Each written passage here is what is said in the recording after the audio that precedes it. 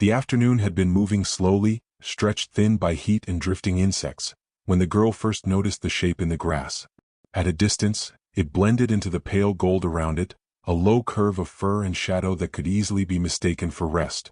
Lions often lay like that in the open, surrendering their weight to the earth, letting time pass over them. She had seen it before. But something in the stillness felt different. It did not shift with the wind. It did not rise and fall with the easy rhythm of sleep. It remained fixed, as if the land itself had paused around it.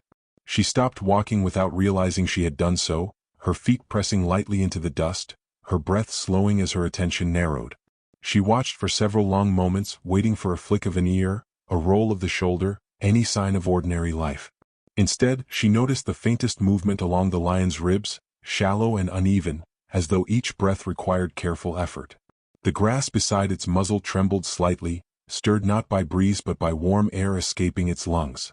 One paw lay twisted at an awkward angle, half hidden beneath flattened stems. Flies gathered and lifted again in restless loops. The lion's tail remained still, its dark tip pressed into the earth. The girl felt a quiet tightening in her chest, not fear, but recognition of something fragile unfolding in front of her. She moved closer in small, measured steps, careful not to disturb the space between them. Every few meters she paused, letting her presence settle. The lion's eyes were half open now, clouded with exhaustion, tracking her shape without focus. A low, strained sound slipped from its throat, barely audible, more breath than voice. Its whiskers twitched and one ear folded back, then relaxed again. She crouched several paces away, lowering herself to appear smaller, less imposing. The grass brushed her knees, leaving thin lines of dust on her skin. "It's okay," she whispered, her voice barely rising above the insects, not meant to command, only to exist gently in the space they shared. The lion responded with the smallest shift of its head, a slow, uncertain movement that cost visible effort.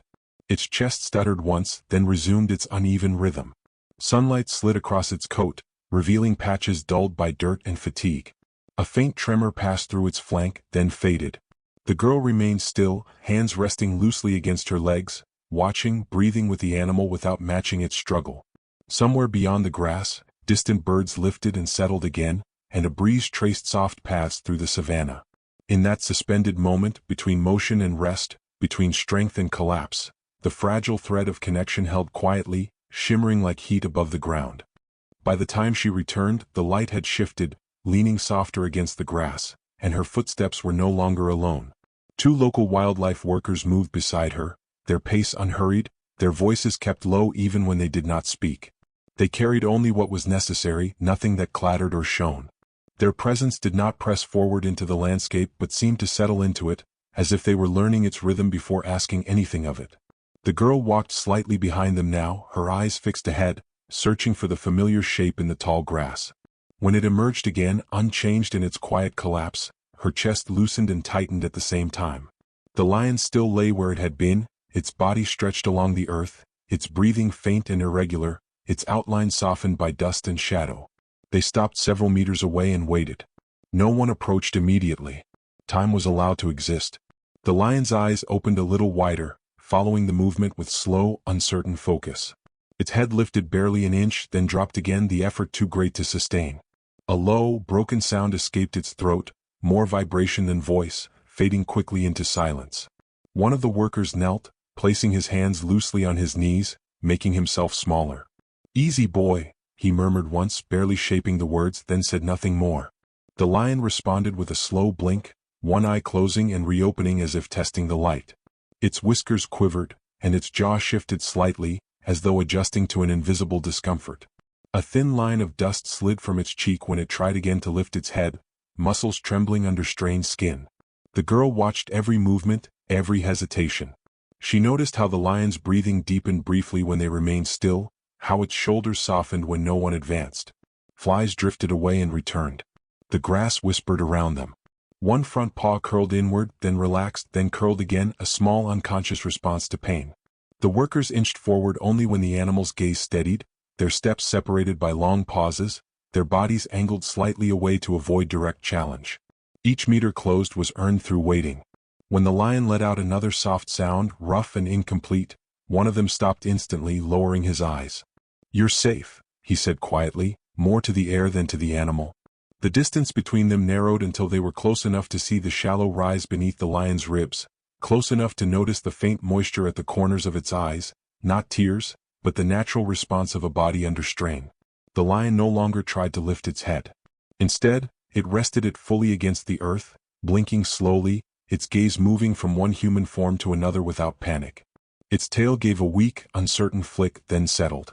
The girl felt the moment shift, not dramatically, not with certainty, but with the quiet recognition that force was unnecessary here. Trust was forming in fragments, in pauses, in shared stillness. Above them, clouds drifted lazily, and somewhere far away, a distant herd moved like a soft shadow across the plain, while in this small pocket of grass and breath, patience continued its careful work. The shift toward action came so gently that it almost went unnoticed. One of the workers adjusted his position first, sliding closer along the flattened grass, careful to keep his movements slow and predictable. Another prepared a small kit, opening it without sound, laying each item on a folded cloth. The lion watched with heavy-lidded eyes, its breathing still uneven, its body stretched thin against the earth. When the nearest hand finally reached toward its shoulder, it did not flinch. Instead, it released a long, fragile breath, the kind that comes from deep fatigue rather than calm. As they examined her more closely, new signs emerged. Her abdomen tightened and softened in slow, irregular waves. A faint shudder passed through her flank, followed by a strained, almost imperceptible sound. The worker's hand paused, resting lightly against her fur, feeling the subtle changes beneath the surface. Her muscles trembled again, stronger this time, then eased. Dust shifted beneath her ribs as her body adjusted. The girl noticed how her breathing changed, how it deepened and then caught, as if something inside was working its way forward with quiet determination. One of the workers exchanged a brief glance with the other. He moved his fingers carefully along her side, attentive to rhythm rather than injury alone. "She's in labor," he whispered, the words carried softly into the air, not meant to startle. The realization settled slowly among them. What they had first believed to be collapse from injury now revealed another truth. Exhaustion layered over impending birth, pain intertwined with instinct. Her body was trying to do what it had been shaped to do, even as weakness pulled it downward. The lion's head shifted slightly, her jaw parting as another contraction passed through her. A low, broken sound escaped her throat, brief and incomplete. Her eyes closed for several seconds, then reopened, cloudy but alert. One paw scraped weakly against the soil, leaving a shallow line. Her tail twitched, then lay still. The workers adjusted their positions, stepping back half a pace, then forward again, testing what presence she would accept. No ropes were raised. No restraints were prepared. Everything depended on reading her signals correctly. The girl remained seated where she had been, her posture relaxed, her hands folded loosely in her lap. She did not move closer, but she did not retreat either. Her quiet presence seemed to anchor the space, a steady shape in the lion's peripheral vision. When another wave passed through the animal's body, the girl leaned forward slightly and whispered, "You're doing okay," her voice barely lifting from the grass. Sweat darkened the workers' collars as they balanced caution with care. They monitored her breathing, her muscle tension, the subtle shifts of weight. Each decision was filtered through patience. Intervening too much could fracture her fragile trust. Doing nothing could risk both her life and the life forming inside her. Between those extremes, they chose stillness, readiness, and respect. The wind brushed across the plain, bending the tall grass in slow arcs. A few distant birds called and fell silent again. The lion's body rose and settled with uneven resolve, caught between exhaustion and instinct. Nearby, the girl stayed quietly grounded, watching as life prepared to arrive in the narrow space between human restraint and animal endurance. Night did not fully arrive, but the light softened into something quieter, diluted by thin clouds and drifting dust. The workers remained in place, their bodies relaxed but alert, as if holding a fragile line between presence and absence. The lioness lay on her side now, her breathing deepening between long pauses. Each contraction moved through her in visible waves, tightening her abdomen, lifting her shoulders slightly, then releasing them again. Her muscles quivered under her coat, darkened in places by sweat and soil. She did not try to rise. She no longer searched their faces. Her attention had turned inward, guided by instinct older than fear. The grass around her had been pressed flat by hours of stillness. Insects hovered and settled. A breeze slid along the ground and faded. When another contraction arrived, stronger than the last, she released a low, strained sound, brief and unfinished. Her jaw trembled. One of the workers shifted his weight without stepping forward, his hands resting open at his sides. "Easy, girl," he murmured once, almost inaudible. The sound dissolved into the open air. The lioness blinked slowly, her eyes closing longer this time, as if gathering what little strength remained. Then, with a final, trembling effort, her body tightened and released. A small, dark shape emerged, slick with fluid and shadow, barely distinguishable from the earth beneath it. It lay motionless for a breath, then another. The girl felt her own breath pause. No one moved. No one reached. The silence stretched, fragile and uncertain. And then softly the cub stirred. Its tiny body twitched. One thin limb shifted against the soil. A faint, broken sound slipped from its mouth, more vibration than voice. The lioness responded immediately, lifting her head with visible strain, her neck trembling as she angled her muzzle toward the small form beside her. She began to lick with slow, deliberate strokes, her tongue rough and careful, clearing fluid from fragile fur, stimulating breath and movement. The cub squirmed weakly, pressing closer to her warmth.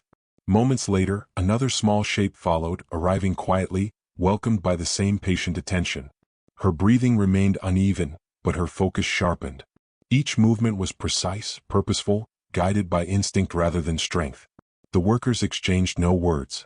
Their eyes followed every detail, every fragile sign of life taking hold. The girl remained where she was, her hands clasped loosely, her posture unchanged. She watched as the cubs began to shift more steadily, their small bodies folding and unfolding against their mother's side. Their eyes remained sealed, their movements uncertain but persistent. The lioness rested her head back against the ground between each careful gesture, conserving energy, then lifting it again when one of them stirred. Her tail gave a slow, protective sweep, drawing them closer. In that quiet pocket of grass and breath, something subtle settled into place. No boundary was spoken. No agreement was named. Yet it existed, shaped by restraint, patience, and mutual recognition. Humans remained witnesses, not owners. The lioness remained wild, not softened, not claimed. As the light faded further and the wind traced gentle patterns through the savanna, the cubs nestled into their mother's warmth, and fear slowly transformed into a quiet, steady wonder that needed no words to survive. Morning arrived without announcement, carried in on pale light and cooling air. The grass held traces of dew, each blade catching faint color before releasing it again. The lioness lay where she had been through the night, her body curved protectively around the small, uneven shapes pressed against her side. Her breathing had steadied. It was still heavy, still marked by exhaustion, but it no longer faltered. Between slow blinks, her eyes remained alert, tracking distant movement, listening to sounds that had returned to their ordinary rhythms. The cub stirred first. One lifted its head unsteadily, nose brushing against its mother's fur before sinking back down. The other followed, limbs folding and unfolding in uncertain patterns. Their movements were clumsy, guided more by instinct than control. Each small effort seemed to drain them, yet they tried again, drawn by warmth and scent. The lioness responded with gentle nudges, brief, careful licks, encouraging without urgency. When she shifted her weight slightly, they adjusted with her, pressing closer, learning her shape.